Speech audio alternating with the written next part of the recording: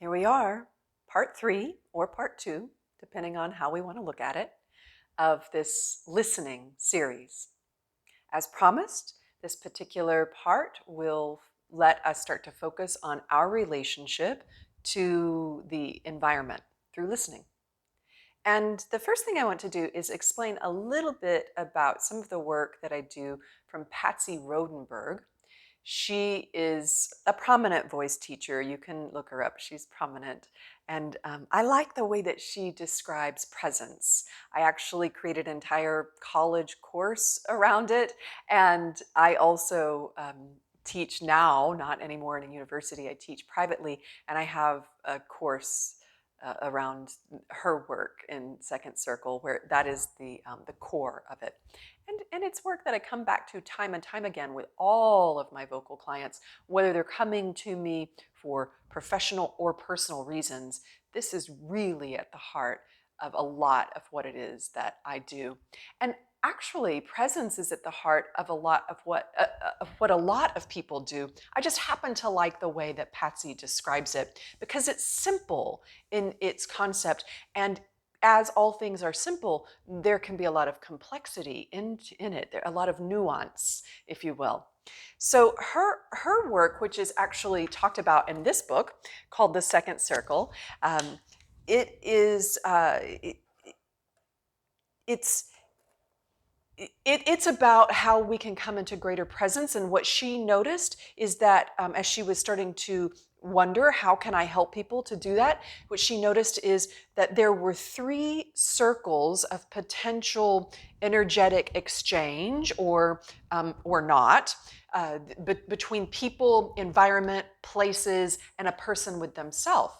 So very briefly, because I do explain it in other videos, other classes, you can certainly feel free to reach out to me for more information. But very briefly, second circle is particularly different because there's a relationship of equality, of give and receive. Giving what? Giving information. I'm actually going to be authentic with you now. Receiving information as well. Receiving information nonverbal that you're giving me. Perhaps I can see that you want to speak, so I can pause and actually receive the information and not have to seek out what my answer is going to be.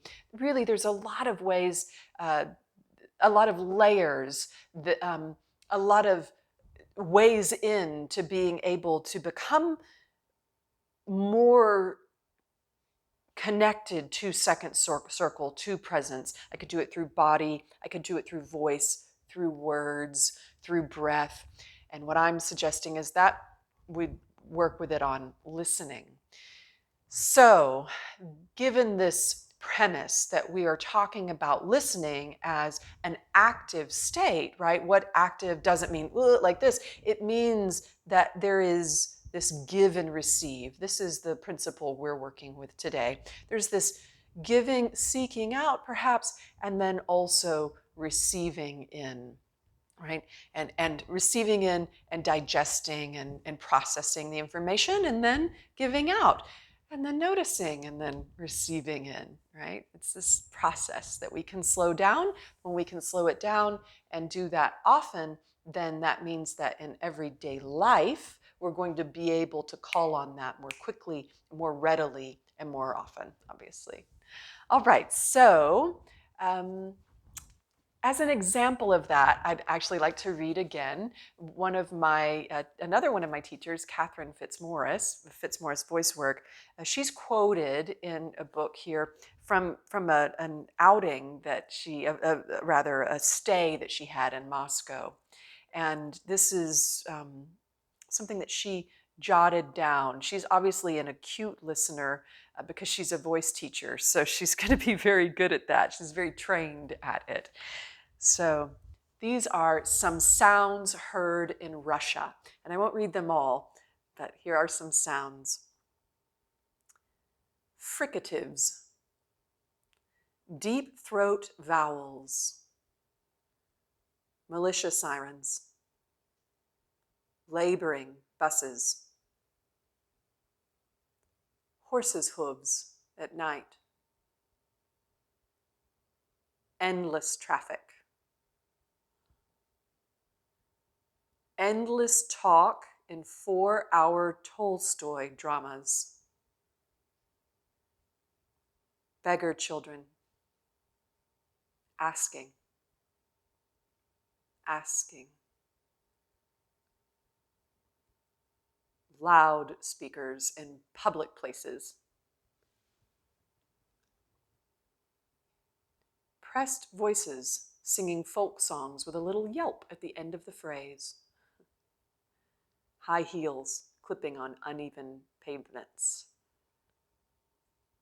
a youth pissing in a bottle and laughing in the back row during a theater performance in English, loud, passionate arguments between big men with love in their voices and endless 3 noisy kisses, shoulder slaps, and a grunting bear hug. All around us are sounds that we can connect to and relate to. Each one is a story in and of itself. And when we take the time to slow down and be in the environment through the activity of listening, it brings us into a state of presence that wasn't available otherwise. So now I'd like to turn actually to Patsy Rodenberg's work. I'm going to have you do this exercise with me. I'm going to give you some prompts from her book, The Second Circle, and I invite you to see what this experience is like and then to continue it on your own. So find yourself some place where you know that you'll have some sounds that are coming in. In this case, you don't want no distractions. In fact, the sounds are not a distraction, they are helping. So you could be outside, you could be inside in a public place, and get settled. And now let yourself again get very comfortable because you don't want your awareness being distracted by being pulled to that. And take a moment and come into presence with where you are. And do that first through sensation, feeling where it is that you're seated. Noticing your jaw, letting the jaw release. Letting your breath come in and out.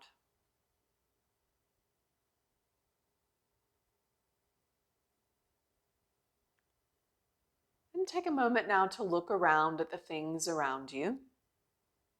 Be aware that you're in this space, in this moment, in this time.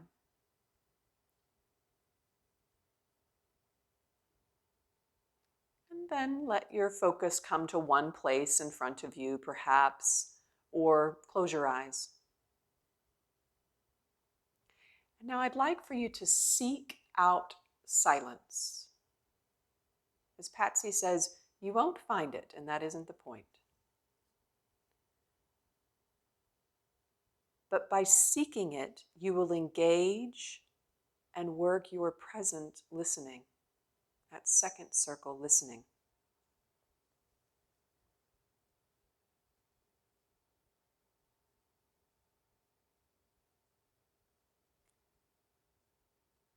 Can you hear sounds of nature?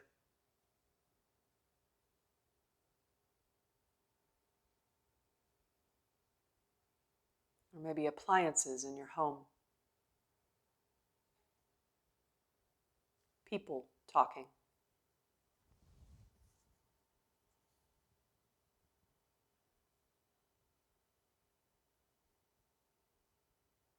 Peel away the sounds, she says. To do this, acknowledge the closest sound.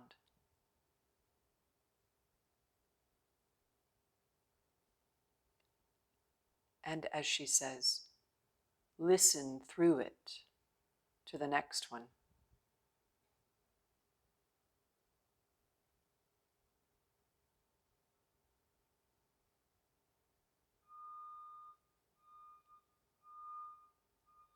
And listen through that to the next one, and on, and see how far you can hear.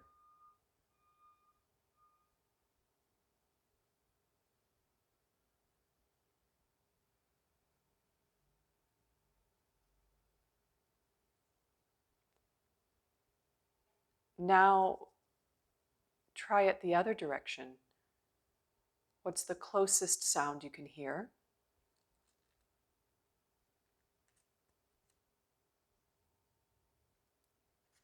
And now, what about sounds made by or on your body? The breath, perhaps.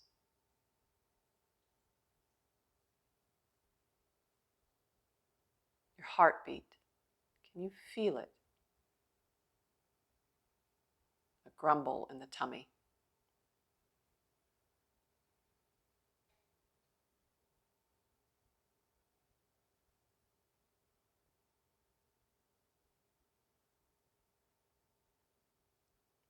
Let yourself sit and peel away the sounds, always seeking for the silence.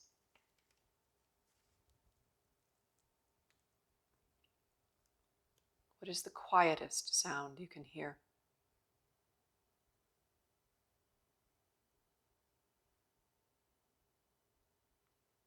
What is the most prominent?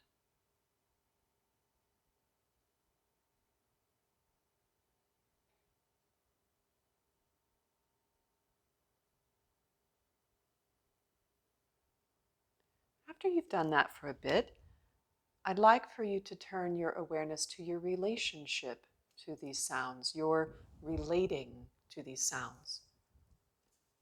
To do that, we'll go back to a similar exercise that we did in the first video. So, as you hear the sounds on the outside, can you receive the sound?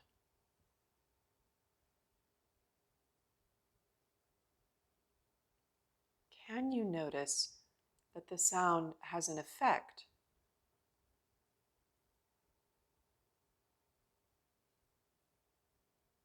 It might be physical,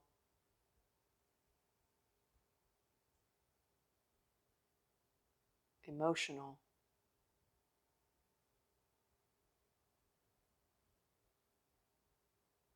mental, or energetic.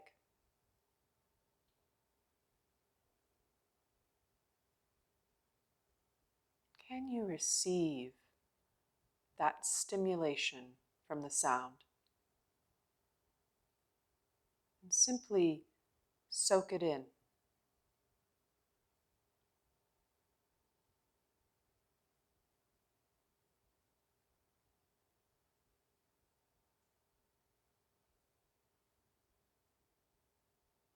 And do you happen to notice, is there some internal urge to respond in some way?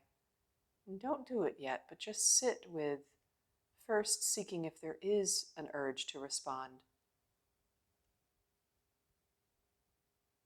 And then if there is,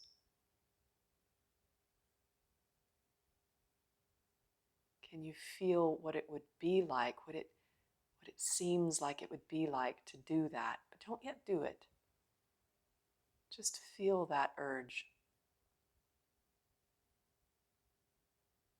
And let yourself breathe while you do this.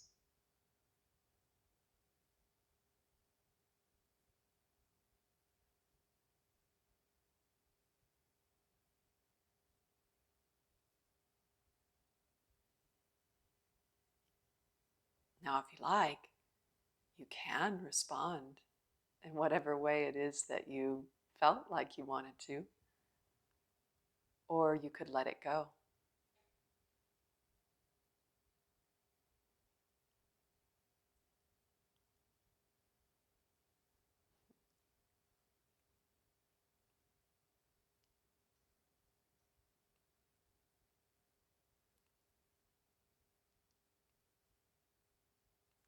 Let's let that come to a close for now. So that was a combination of starting with Patsy's prompts and then moving into my own.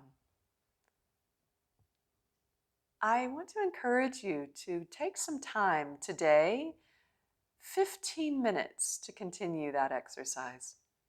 And then every day, do it for a little bit of time, even 2 minutes, even 1 minute. Start to notice how this might have an effect on your perception of listening, on the process of listening. But after you do this exercise today, this 15 minutes, I then want to encourage you to begin to write or draw, scribble, get out some colors and draw and scribble. Or perhaps you might want to dance around your living room or call up a friend and process about nothing in particular. But get moving, get doing something, do some motor activity. Just do a little bit of that and then see how you feel. Please feel free to include any comments. Let me know how this goes. I'm really curious about your process. I hope that this 3-part series, 1A or B, and 2, has been helpful to you. Listening is such a rich tool that when we open back up to it, our world expands incredibly and our ability to connect in a positive way is noticed and is almost immediately responded to in a positive way. Give it a try, get creative about how you can bring it into daily life, and let me know how it goes. Okay, I hope to see you soon. Bye.